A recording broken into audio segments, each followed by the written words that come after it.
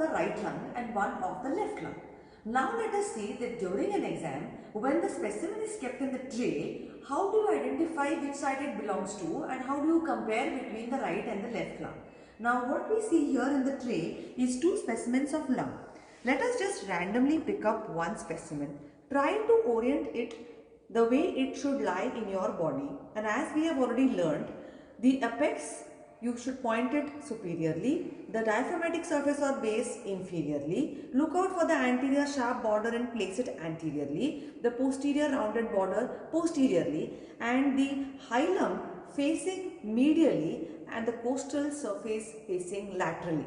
This tells you that the lung is of the right side. Then confirmation you can do with the help of the oblique and the horizontal fissure and the three lobes, the superior, middle and the inferior lobe. So that helps in confirming that this lung belongs to the right side. Let us also have a look at the other lung tissue. Again you pick it up, orient it in such a way that the apex is pointed superiorly, inferior diaphragmatic surface is inferior, anterior sharp border is anteriorly placed, posterior round border is posteriorly placed, hilum pointing medially and the costal surface laterally. Hold it the way it should lie in your body, and again we confirm with one oblique fissure, two lobes superior and inferior, so this one belongs to the left side. So we have identified the two lung tissues based on these 6 parameters as to whether they belong to the right side or the left side. Now let us see how these lung tissues are oriented in the body.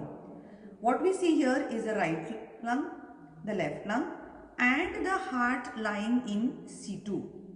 This is how they lie in the body, where we can see that anterior border of the right lung running straight down, anterior border of the left lung running straight, then having a curved course allowing for the cardiac notch and then the lingula. We also see some part of the heart tissue which is here directly lying behind the sternum. So now if we lift up the right lung, and we need to show how it lies in your body, or the anatomical position of the right lung should be shown like this. This is how it lies in the body and not like this. This is the correct anatomical position of the right lung. Similarly, the correct anatomical position of the left lung is to be shown like this. It lies this way and not in this fashion.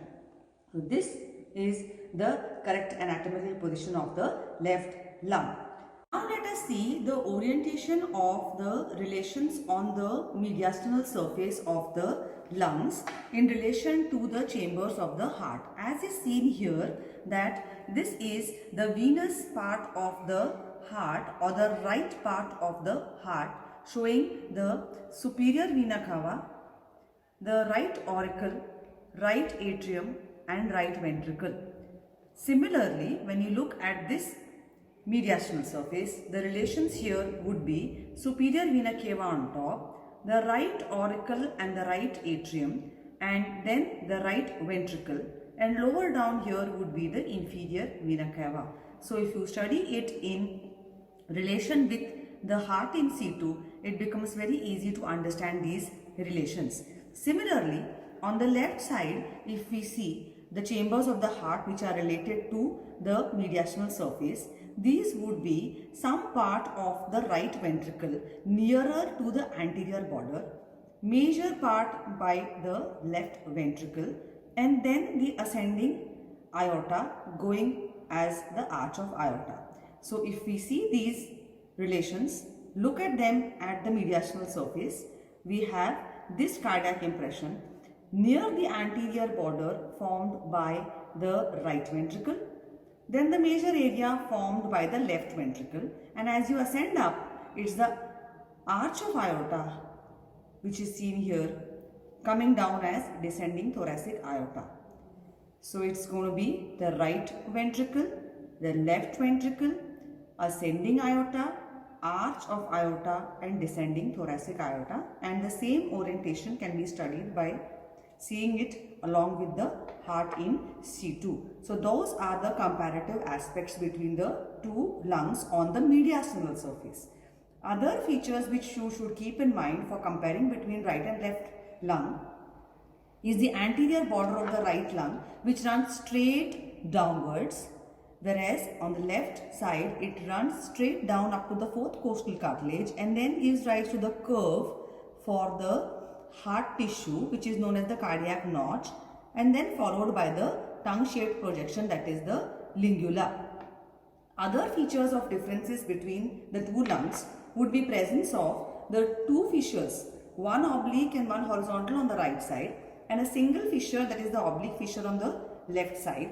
So 3 lobes, superior, middle and inferior, on the right side, and only 2 lobes, superior and inferior, on the left side. But mind you, these fissures and lobes should not be used to identify the side of the lung, because it will be wrong in cases of dextrocardia, and it will also be wrong in case the fissure is fused because of conditions like tuberculosis. So this is how we have done the differences between the two lungs, and also how to orient the lungs and hold them in the anatomical position. Thank you.